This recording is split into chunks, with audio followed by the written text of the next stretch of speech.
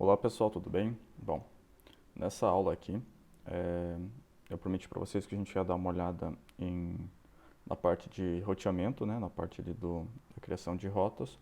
Porém, eu quero mostrar para vocês disso sobre props e substate, tá?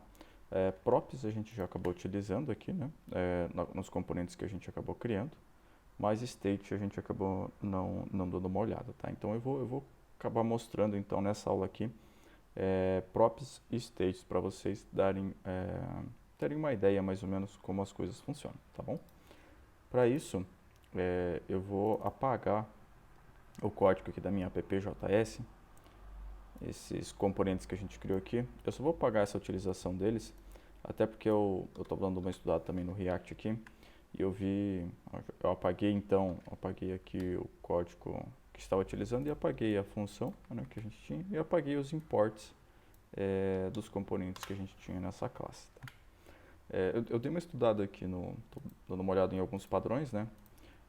Aqui a gente criou uma pasta de components, né? E acabou criando o arquivo button, o arquivo card, o arquivo header e o título, tá?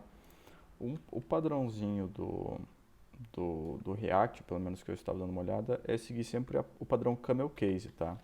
Então, nesse caso aqui, eu vou renomear o arquivo para começar com a letra maiúscula. Então, se ele fosse um nome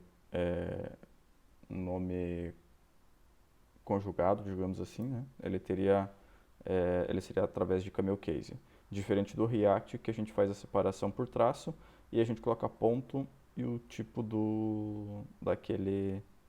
daquele componente que a gente está criando, tá? Ou se é um service, se é um component, enfim, tá?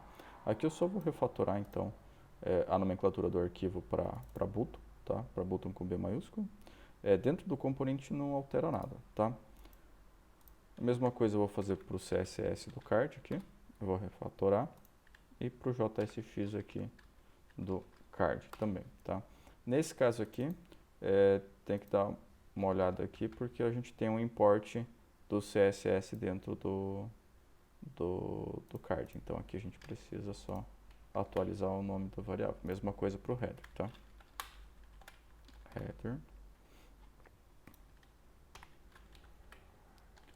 Header. Então, dentro do header a gente tem o import lá do CSS, né? Então, vamos adicionar aqui. E aqui no título também vou renomear para título, ok?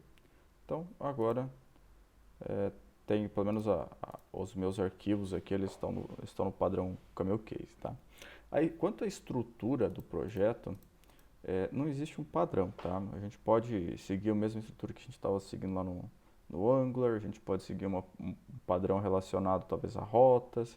Isso daqui normalmente a gente vai rever essa organização lá para frente, tá? Projetos, normalmente a gente começa, a gente define uma estrutura, daí lá na frente vê que não é bom, aí tenta refazer. Então, nesse momento aqui eu vou separar igual a gente fez lá no Angular, tá? A gente tem a parte de components e depois eu vou fazer uma parte de pages e assim por diante, tá? Bom, então aqui a gente tem um título, um header, um card e um button, tá? Eu vou criar uma pasta nova aqui e eu vou criar um componente de computador, tá? Para a gente fazer os testes aí de props e state, tá? Então eu vou criar um arquivo aqui, eu vou chamar aquele de computador, computador.js, tá? Vou adicionar no Git. Bom, então vou criar lá a minha classe computador, que estende de React Component, né? Vou importar o pacote do React aqui.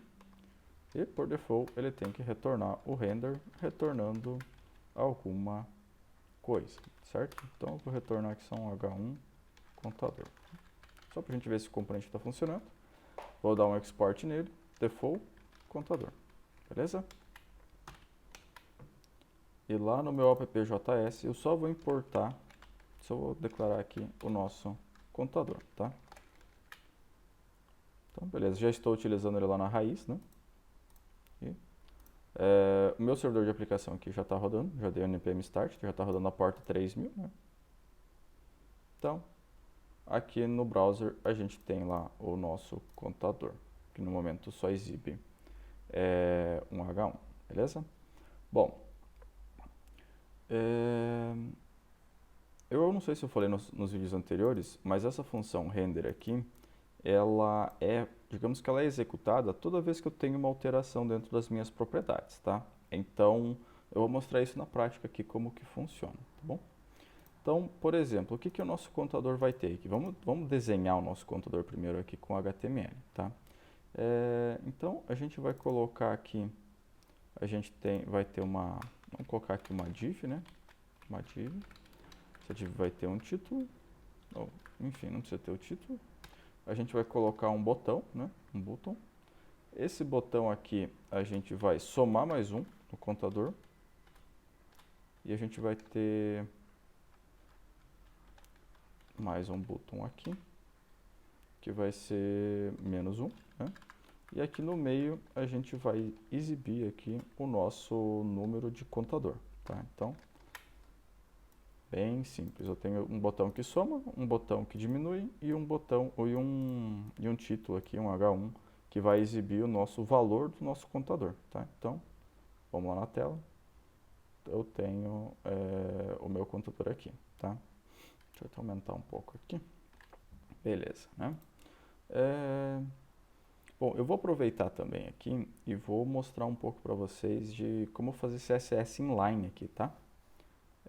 Vamos fazer o CSS inline só para a gente ver como que fica, só para melhorar um pouco a visão desse contador aqui, e daí depois a gente volta para o state, para o props, tá?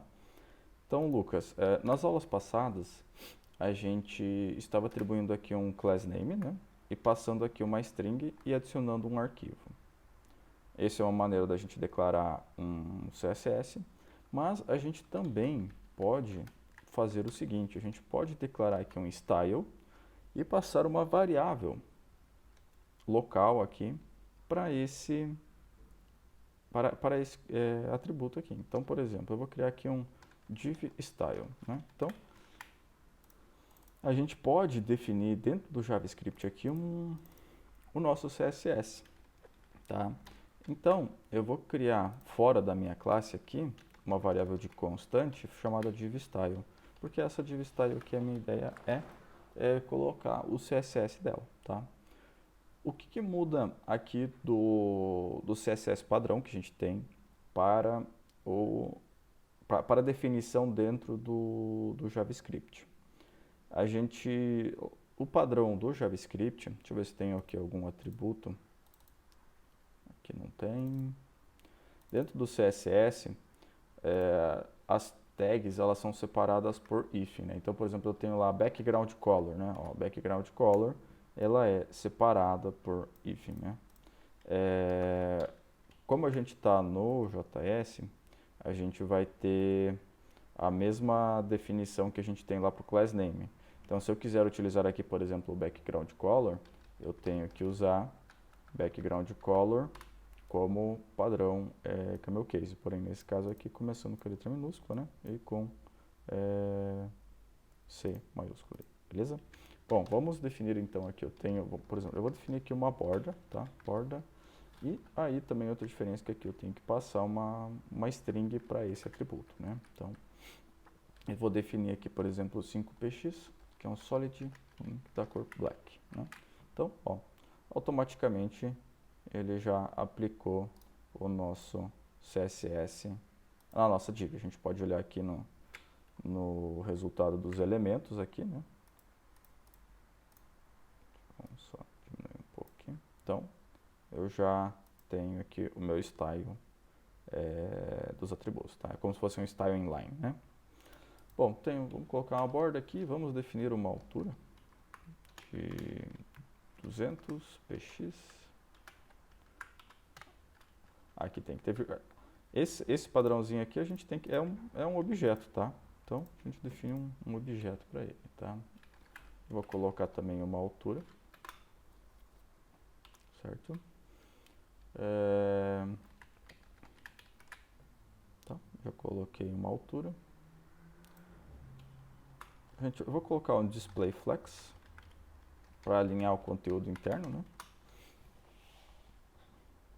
Eu vou colocar os itens alinhados ao centro. Vamos ver como é que isso aqui está ficando, né? Já está alinhado ao centro. E eu quero pegar e justificar o meu conteúdo, tá? Como que a gente pode fazer um teste aqui, ó, clicando em inspecionar, e a gente pode mudar as variáveis do CSS aqui no browser para fazer alguns testes. Então, por exemplo, eu quero o meu justify content, eu tenho aqui, ó, vários atributos, então eu posso ir alterando aqui e vendo como é que fica o CSS. Ó. Eu tenho centralizado no final, então vamos ver aqui qual que fica mais legal. Space Even, então eu vou usar esse Space Evenly, tá? Para ele ficar daquele formato ali que a gente atribuiu. Então, o meu justify content, eu vou passar o meu space evenly, beleza? Eu vou passar aqui também um margem alto. Então, passei a margem alta, ele vai tentar centralizar a tela, tá? Como ele tem o tamanho padrão de tudo, né? Vai passar para o meio. Então, beleza, já tenho meu contador, né? Bacana. Que mais? Acho que não precisa, mas vamos colocar o conteúdo, ou fonte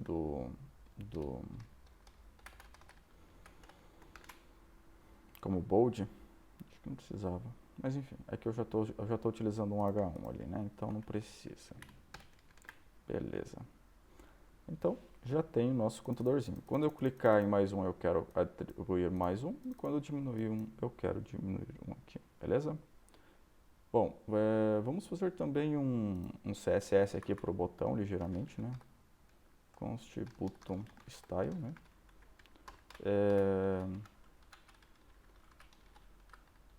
Eu vou só colocar aqui uma altura de 36 px e uma largura, né? Também de 36. E vamos só fazer o bold do botão para ele. Isso. Não mudou nada aqui, por quê? Porque a gente não utilizou a variável, né? Eu só defini ela, mas eu não estou utilizando. Então, style, vou colocar aqui um button style, né? Mesma coisa aqui, ó. Style, button style. Então, estou usando duas vezes a mesma classe para aquele botão. Então, automaticamente já aumentou e já pegou o padrãozinho visual que a gente definiu, tá? Posso ver lá nos meus elementos, então aqui pode ver que foi tudo aplicado dentro do style, beleza? Bom, agora o que a gente pode fazer? Na sequência, nossos botões aqui, quando eu clico neles, hoje eles não estão fazendo ação nenhuma, né? Então, o que a gente pode fazer aqui? A gente vai criar aqui um on-click button, né? Só vamos mandar fazer aqui um print, né? Teste. E vamos fazer essa chamada lá do nosso botão. Se vocês lembram, né, a gente para ter um contexto, por exemplo, se eu quero acessar diz, nesse caso aqui, eu preciso passar uma arrow function aqui. Se eu não quero, eu posso passar só a referência do método, né? Então posso onClick diz.onClickButton. Então, eu já estou passando uma referência daquela função, então a função já é executada, beleza? Show! Então, já estou exibindo aqui o meu teste. Porém, quando eu clicar nesse botão eu quero somar 1, e quando eu clicar nesse botão aqui eu quero diminuir 1, certo? Bom, então a minha variável aqui, ela vai ter que receber aqui um valor, certo? Vamos até colocar aqui, ó, clique, valor, e vamos printar aqui o valor que eu for receber, né? Então, o que acontece? Eu vou ter que fazer aqui uma passagem de um parâmetro, por exemplo, nesse caso aqui eu vou passar mais um, né? Opa, mais um, e nesse caso aqui eu vou passar menos um. Porém, vocês lembram que se eu deixar dessa maneira aqui, essa função aqui, ela vai ser chamada toda vez que o meu componente for renderizado. Então, se eu voltar aqui, ó, podem ver que ele já disparou aqui algumas vezes o nosso componente, porque ele acabou executando na hora do render, né? Ele já chamou a função. Então, a gente, para não ter esse problema, a gente vai fazer aqui uma arrow function, né, chamando o onClick botão, tá? Então, acho que agora isso já funciona. Não disparou o nosso evento e quando eu clico, estou disparando. E estou passando, ó, 1, menos 1. Então, nesse caso até aqui, nem precisaria passar o sinal de mais, tá? Mas, enfim, porque é um valor positivo, valor negativo, tá? Bom, então, como que a gente faz, Lucas?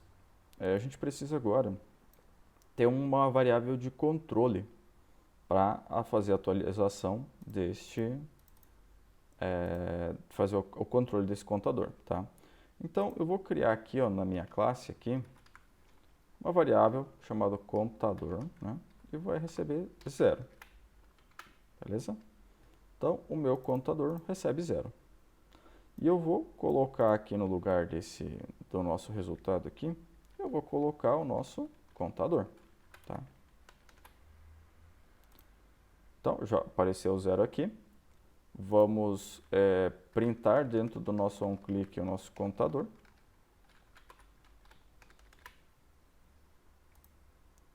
Então, eu tenho o nosso contador e o clique do valor, né? Então, na teoria, seria só a gente incrementar esse valor, certo? Vamos ver se isso é verdade. Então, deixa eu só arrumar esse log aqui. Então, aqui a gente tem o nosso contador, né? E aqui a gente tem nosso valor recebido, né? Bom, se for só isso, então seria eu pegar o meu contador que eu tenho aqui e somar o valor que eu recebi, tá? Isso daqui, esse tipo de chamada aqui, pode soar meio estranho para vocês no começo, tá? Mas esse tipo de operação aqui é um modelo do JavaScript mesmo, tá? Isso daqui é a mesma coisa que eu fazer uma declaração desta maneira aqui, ó. Descontador recebe descontador mais valor. Então, isso daqui pode soar meio estranho, mas é bem válido, tá? Esse tipo de chamada. Isso também é válido para outras linguagens, tá? Não é só para o JavaScript. Isso lá para o Java também é plausível, tá? Então, o descontador vai somar o valor. Como eu estou passando aqui mais 1, se vier mais 1, ele vai somar mais 1 no contador. Se ele vier menos 1, menos com mais dá menos, então ele vai acabar diminuindo o valor, certo? Bom, somei um valor, olha lá. Nosso contador continua em 0, porque a gente está somando só no final do processo. A gente só soma ele aqui no final do nosso método. Se eu chamar mais uma vez, olha lá, veja que o nosso contador agora recebeu 1, porém ele passou nessa interação, provavelmente o valor dele no momento é 2, certo? Porém, a nossa variável aqui não foi atualizada, nossa variável continua como 0. E agora? Por que ele não atualizou essa variável, já que eu estou apresentando aqui no contador? Porque a gente tem que lembrar que os componentes do React, eles só trabalham com variáveis do tipo props e do tipo state. Então, aqui eu tenho que definir para o meu contador uma variável, a gente fala, para ele observar uma variável chamada do tipo estado, state, né? Então, assim, qual é o estado do meu componente, né?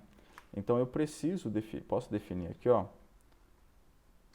um state, né? E dentro desse state, a gente pode colocar a definição lá do contador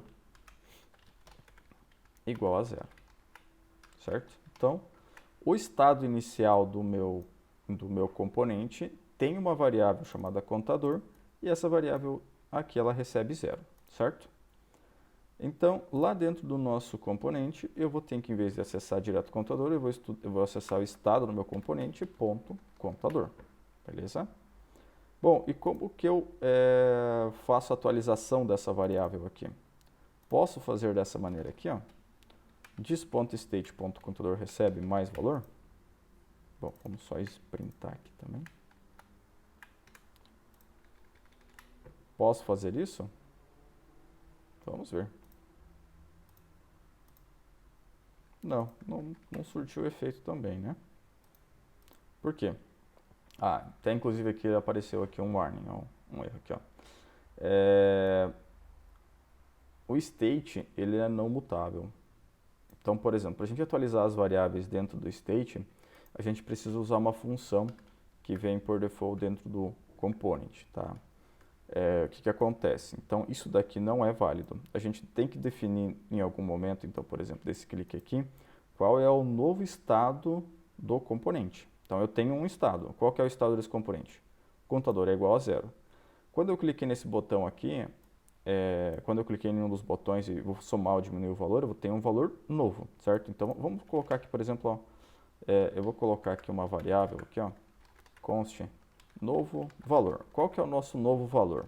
Nosso novo valor é o valor anterior do contador mais valor, certo? Então, esse é o nosso novo valor.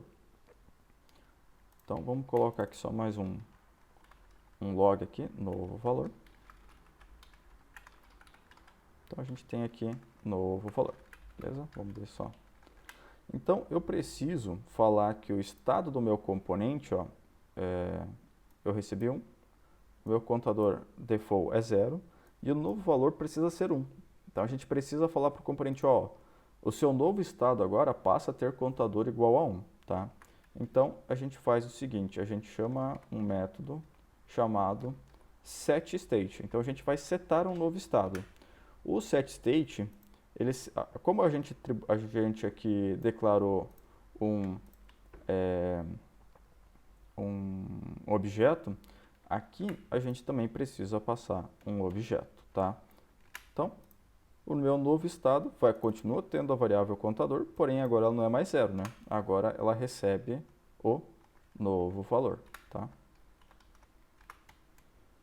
Então, se a gente fizer agora, voilà. Então, está renderizando o nosso novo valor dentro da variável state e automaticamente está atualizando o nosso componente, tá? Show de bola, né? Bom, vou apagar esse log aqui, tá? E vou mostrar aqui também já uma funcionalidade a mais também do JavaScript. Por exemplo, aqui eu tenho o contador recebe um objeto, uma variável novo valor aqui, né? Isso daqui é uma atribuição é um objeto do JavaScript, né? Se, por exemplo, se o nome dessa variável aqui fosse contador, aqui eu teria o quê? Eu teria um objeto, contador, recebe contador. Isso continua funcionando, Lucas? Continua funcionando. Nas definições do ECMAScript mais novas, ele fala que a gente pode ter a inferência de atributos. Então, se por acaso a minha chave aqui tiver a mesma nomenclatura do valor, eu posso acabar ignorando o meu valor. Então, isso daqui também funciona, tá? Olha que loucura. Então, o interpretador do JavaScript entende que a chave e o valor têm a mesma nomenclatura, então ele acaba conseguindo fazer isso funcionar, tá? Então, por exemplo, ó, veja que continua funcionando, tá? Mas se vocês acharem que pode complicar nesse momento, tá? Vocês podem acabar continuar utilizando lá aqui como novo valor mesmo e só passando aqui o novo valor para não dar problema, tá? Então, mas é possível fazer isso com JavaScript. A gente tem essa inferência de atributos, tá? Bom, então o nosso componente já está funcionando aqui, o nosso contador. Eu quero mostrar agora para vocês um detalhe, ó. Essa função render aqui, ela é reexecutada toda vez que eu tenho um novo estado ou que eu tenho uma nova propriedade, que eu tenho lá o meu props, né? Que seja, se o meu props for alterado ou se o meu estado for alterado, o componente vai reexecutar essa função aqui, tá? E vai retornar esse espelho desse HTML aqui, tá? Quando eu comentei do Virtual DOM, ele faz umas magicazinhas. Ó, a gente pode olhar aqui, deixa eu mostrar para vocês o HTML disso daqui. Então, eu tenho aqui uma div, tem meu button, tem meu H1 e tem meu button, né? Bom, se eu clicar nesse mais aqui, em teoria ele vai redesenhar as divs, os buttons, o H1 e o button. Porém, olha o que acontece. Quando eu clico no mais, veja que ele só modificou o H1. Bacana, né? O que isso quer dizer? Isso daqui é o Virtual DOM entrando em ação. É como se ele tivesse uma foto do anterior e uma foto do novo. Com isso, ele sabe exatamente qual ponto que ele precisa alterar, tá? E eu vou mostrar aqui para vocês, por exemplo, como a gente pode fazer, deixa eu pensar aqui, vamos colocar aqui uma cor nessa div aqui, só para fazer uma diferença aqui, para ver como que como o Virtual DOM vai se comportar, tá? Então, por exemplo, toda vez que o nosso valor aqui for 0, eu vou querer que o meu background, aqui vamos colocar aqui, o meu background da div seja amarelo. Então, yellow. Né? Então, toda vez que a minha div aqui for 0, eu quero que ela seja amarela. Quando ela for um valor maior que 0, eu quero que ela seja azul. E toda vez que ela seja menor que 0, eu vou querer que ela seja vermelha, tá? O que acontece, Lucas? Então, eu vou precisar vou precisar trocar esse valor aqui do background color em tempo aqui de renderização, tá? Então, a gente pode aqui dentro do render, antes de retornar a função do return, a gente pode colocar algumas validações dentro desse render. Então, por exemplo, aqui, quando o meu contador, o meu state.contador for maior que 0, né, eu quero que ele seja lua. Quando o meu contador for menor que 0, eu quero que ele seja vermelho, certo? Bacana, né? Porém, eu não sei se aqui a gente não, como eu tenho aqui uma constante, digamos que é uma constante global, não sei se a gente vai conseguir alterar. A gente não vai conseguir alterar essa variável aqui, tá? Background color igual a red. Aliás, desculpa, aqui é blue, né? Vamos ver se isso daqui já funciona. Bom, se eu somar aqui, ele deu erro por quê? Por causa do contexto. Essa variável do tipo display div style aqui, ela não é do contexto da nossa classe. Ela é global, tá? Então a gente precisa ter essa classe aqui internamente, tá? O que a gente pode fazer? A gente pode criar aqui, ó, a gente tem essa div style aqui, eu vou renomear ela aqui para div style default, tá? Default. Então, esse daqui é o meu CSS default da minha div. Porém, quando ele estiver dentro do meu render, eu vou querer sobrescrever aquela variável. Então, eu vou criar aqui, ó, o meu div style aqui local, tá? Então, eu tenho aqui meu div style local. Bom, até pode... bom, você viu que eu perdi todos os atributos do CSS.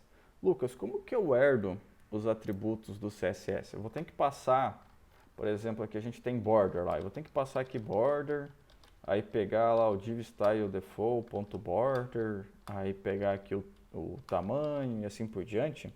Vou ter que copiar um por um os elementos. Antigamente a gente precisava fazer isso, tá? Mas existe uma função do JavaScript que eu consigo copiar todos os atributos, todos esses atributos aqui eu consigo copiar para um outro objeto. Como assim, Lucas? Olha que loucura. Eu vou passar aqui, ó,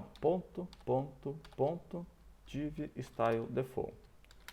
Isso daqui copia todos os atributos dessa minha classe, desse meu objeto aqui, copia para dentro deste objeto aqui. Que loucura, né? Então, vamos ver se isso daqui funciona. Então, aqui eu estou declarando uma nova variável e estou copiando todos os atributos daquela variável default.